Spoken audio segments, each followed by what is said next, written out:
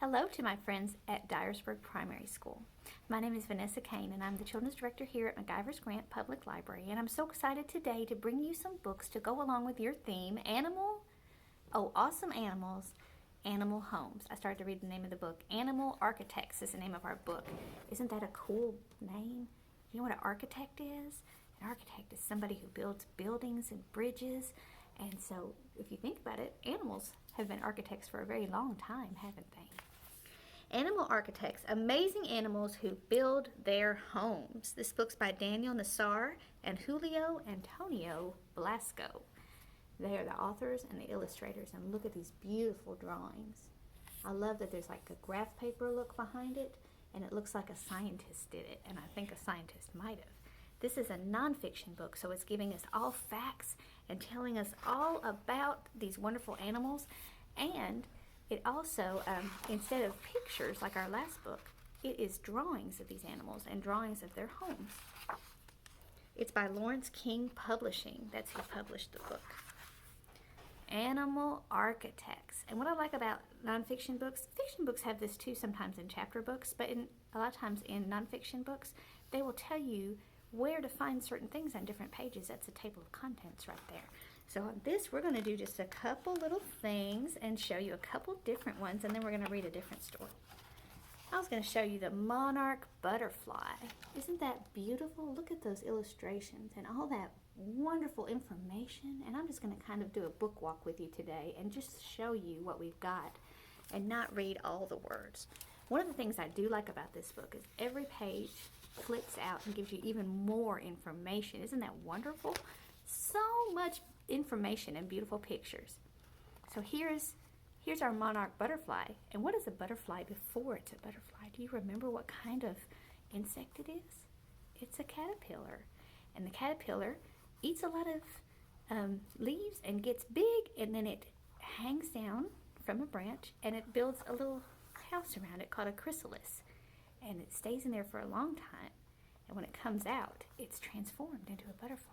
I think it's one of nature's neatest animals, and they've got a wonderful home that they make themselves, don't they? Okay, that's the butterfly. Let's see. The next thing we have is, we did beavers last time. I thought it might be interesting to see the difference between the picture of the beaver dam and the drawing of the beaver dam. There's the beaver. Again, remember, big pile of sticks in the middle of the pond. It backs up a stream and makes a pond around it, and there's doors underneath the water. Nice cozy place inside. There's a picture of the beaver, and look, there's our flip out page that gives you more information about it. Isn't that awesome? Okay, you know what else lives under the water? Frogs.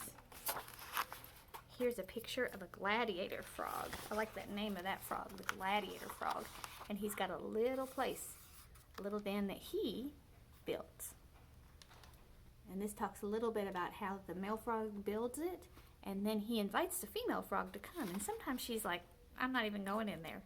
And then sometimes she goes in there. That's kind of funny, isn't it? So he built his home to attract his mate. And there's a picture of our frog. And there's more information on the inside. Isn't that awesome? I love this book. And then we're going to do a honeybee. This is going to be our last one. Have you ever seen a beehive? There's all different kinds. There's one that's kind of hanging up, isn't it? And you can see the little bit of the picture of the honeybee. They called it a social insect. And that is a very detailed picture of the honeybee. And then there's more information on the way that they build their nests and how they live together. I think that's really awesome.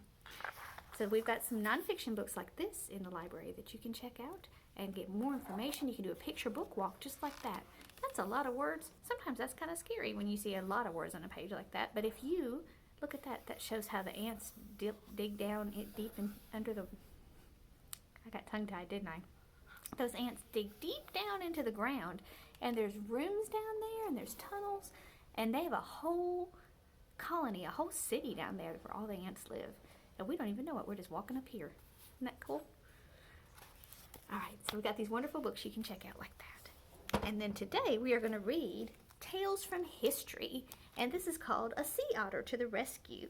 It's by Thea Feldman, and it's illustrated by Rachel Sanson, and it's a ready-to-read book. So it's kind of a chapter book format for us to read today. This book was published by Simon Spotlight. It was a summer day in 2001. There was a new sea otter at an aquarium in California. So this is talking about otters that don't live in the wild. Sometimes animals don't live in the wild, do they? The sea otter's name was Tula. Tula was a grown-up sea otter about 5 years old. How old are you? Are you 5 years old or are you 4 years old? I bet you're getting close to being 5. She was sick because of cat litter that had been dumped into the ocean. Tula needed medicine every day to stay healthy. The aquarium rescues 6 sea otters because they are endangered. Can you say endangered? That means that something's threatening them. It means they can't quite live in the wild by themselves because something is really giving them trouble. That means they are at risk for disappearing forever. There are only about 3,000 wild sea otters living in California.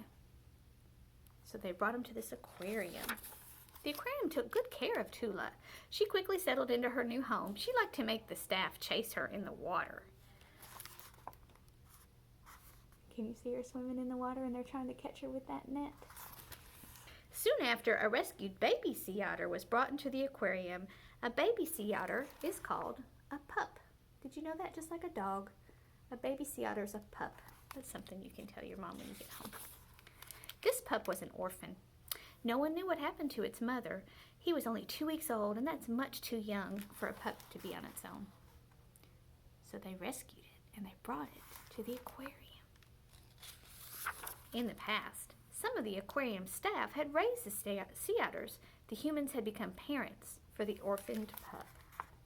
Have you ever done that? Have you done that with a dog or a cat? Have you been their mommy? When the pups were ready to return to the ocean, the staff put tags on the pups' flippers. This way the aquarium could track the otters in the wild. However, very few of these sea otters had lived very long in the wild, and maybe it was because they'd spent too much time with humans. This time the staff had an idea. What if they gave the new orphaned pup to Tula? She was old enough to be a mother. Do you think that she might want to be a mommy? No one knew what would happen if they paired a pup with another sea otter. Would Tula raise the pup as her own? The pup floated on its back. He didn't know how to swim. Tula swam up to him and she reached toward the pup with her front paws. You think she's going to help the pup? Help the baby? Then she pulled him onto her chest, just like any mother otter would do. Tula had adopted the pup. Now she was his mama. So this book's kind of about making a home, isn't it? I like this book. Tula was a good mother. She opened clamshells and shared them with her pup. When the pup was ready, Tula taught him how to swim. She pulled him along in the water and encouraged him to use his flippers. Do your parents teach you things when you're big enough? She taught him how to dive too. Sea otters have to dive to find their food. They like to eat shellfish such as clams and crabs that live on the ocean floor. So there she is at the aquarium. She's diving to the bottom and they have a little tray down there. Do you see the food in the tray that they can go down and get? In the ocean it wouldn't be in a tray, would it? It would just be on the ground living there by itself. Tula showed the pup how to open a hard shell. She put a rock on her chest and then she hit the shell against a rock until the shell cracked. That's pretty cool, isn't it? Otters use tools. She even taught the pup how to make sure a crab would not pinch its nose. That would be a good lesson to know. A sea otter's fur keeps it warm and dry in the winter. The fur must always stay clean, so Tula spent many hours every day just cleaning the pup's fur. She took care of that baby.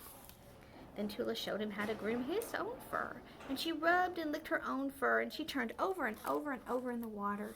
Have you ever seen them do that on a video? I've seen that. They lick and then they roll all in the water, and they look like they're just playing, but they're really having a really good bath.